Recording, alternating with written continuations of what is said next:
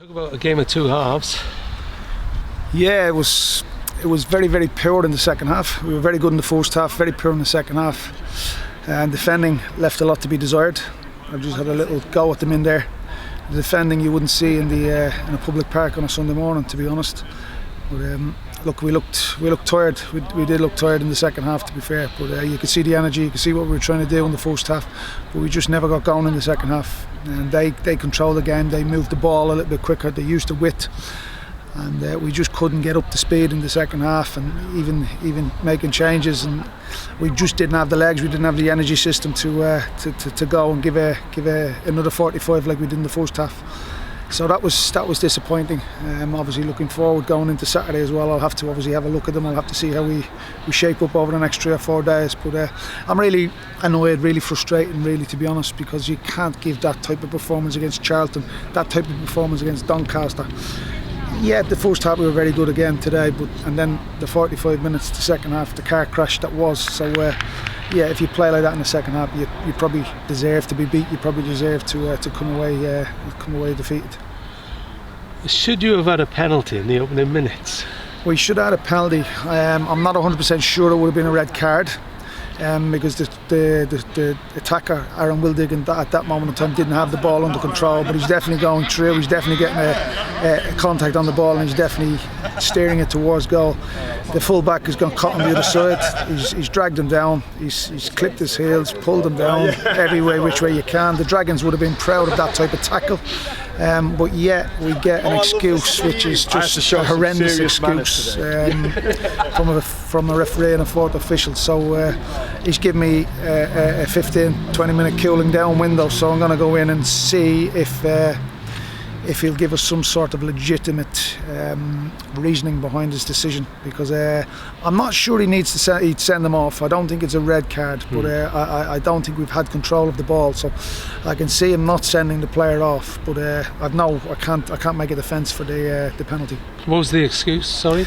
The excuse was it was normal football contact. And I then asked, well, I've never seen football contact from behind. I don't think you're allowed to do that. But that was what they said. They told me they'd book me if I continued asking. I was cool, calm and collected, but I was told I'd be booked. So that's probably really, it is really frustrating, to be honest, to be asking for a decision, asking for a correct decision. It should have been in our favour, and then you're answered with that, and then you're told you'll be booked if you ask again. So look, it is what it is. I'm not going to get myself screwed up over it. I'm proud of the lads in the first half, the effort, the work, the way they played, but the second half needs to be looked at, needs to be addressed, and I need to find out why. I need to dig deep and get to the bottom of why we were so flat and poor in the second half. Having said that, the last 10-15 minutes we come on strong again, but we just didn't look like the team that represented us last Tuesday and last Saturday, particularly in that second half. I suppose you could have written that Mickey Demetriou was going to score. Yeah, well, look, if you let defenders walk off you in the box, you know, I think even myself and yourself could have poked them two home. You can't let people walk off the back. But look at that is what it is. It's the nature of the beast. I seem to remember last season Dom Telford doing the same against us. So, look, we do. This club has produced some good players. So. It doesn't mean when they leave the club they become bad players. He's left the club for his own financial reasons, so he's gone and he got 2 goals tonight. So listen, I've no qualms. He's picked up 2 goals and we didn't mark him properly in the box. So that's it. If you mark like that, you'll concede. You lost the centre half in that first half, which seemed to have a big effect as well. Yeah, we did. Yeah, I've asked an apprentice, I've asked a 19-year-old kid to go in and do a man's job, really, learn on the job. So that was tough. It was a big ask of me. It was a big ask of Josh as well. You could see he was a little bit naive. He was game. He was manful. He went in. He gave it his best. But you could see at times naivety. You could see at times his age. And look, that's where we are. We're bringing young lads in. We're bringing lone players in. That's where we are. And I probably don't like it, but I've got to accept at parts of the season, that is probably going to happen to me, and that's probably going to happen to us. Yes, I can't put a squad or a team together of 18 senior pros. I have to use the Welsh Prem, I have to use the loan system, and I have to, obviously Josh digging in from Ireland, the young lads as well. So look, that is what it is. It's we got beaten the second half tonight, but I can't help thinking we beat ourselves. I can't help but thinking we contributed and we gifted Crewe the points tonight, and that's probably the most frustrating part of the job. Well, how bad is the injury, would you say?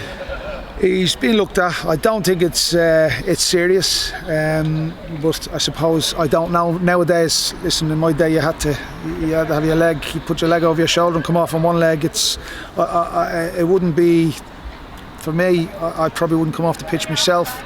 I'd have to be in a bad way. But nowadays the game has changed, so we'll have to have a look at him. It could be fatigue. It could be a little strain. I don't know. Again, he's played a lot of football for us in a short period of time. So probably the schedule is going to it's unforgiving, and you're going to happen. Things like that are going to happen. To be honest, it's part and parcel of a tough schedule.